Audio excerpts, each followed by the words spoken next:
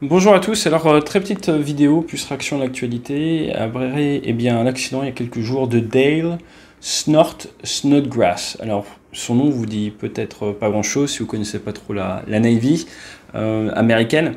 En fait c'est une grande légende dans l'aviation embarquée, dans la chasse embarquée.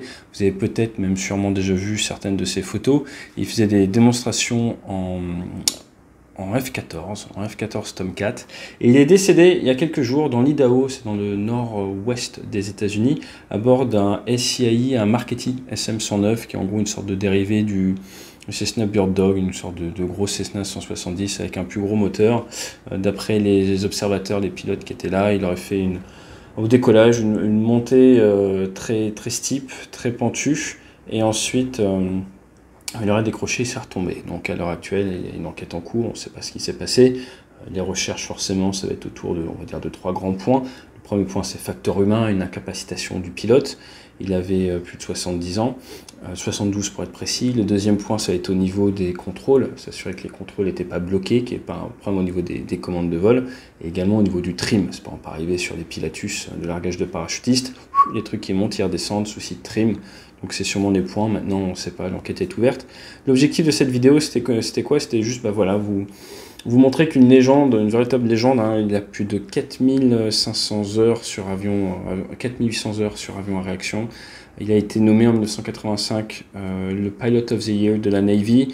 Il a été à Top Gun en 1978.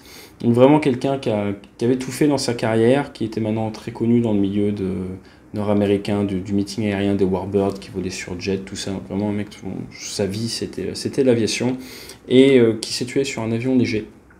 Donc il y a beaucoup de personnes souvent qui me disent « Ah oui, voler sur Rafale ou voler sur Super Étendard, ça va être beaucoup plus dangereux que voler sur avion léger. » Là c'est l'été, je sais que nombreux d'entre vous sont pilotes d'aviation légère. Je vais juste vous rappeler bien que ce soit un Cessna 170, un DR400, un Jodel D112, un ULM, un F-14, un Rafale, les risques en fait dans l'aérien sont les mêmes pour tout le monde, que vous soyez commandant de bord, copilote, passager, les risques sont les mêmes. Sur avion de chasse, en plus, vous avez une porte de sortie soit avec le siège éjectable, donc un domaine et tout, pas sur aviation légère. Donc gardez vraiment ça en tête, safety is paramount, la préparation de vol, toutes ces choses-là. Après, bon, des fois, on peut rien y faire, hein. C'est un métier qui reste dangereux et je pense que ça le rappelle. Mais je voulais juste communiquer voilà, autour de cette actualité pour